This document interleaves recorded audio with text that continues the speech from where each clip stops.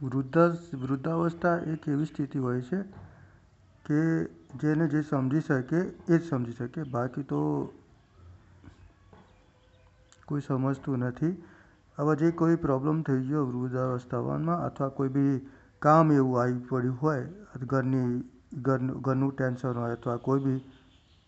તો એ એવું ટેન્શન દર્શાવતું એક દ્રશ્ય છે, જે પોતાની આત્મહત્યા બતાવતું આ દ્રશ્ય છે.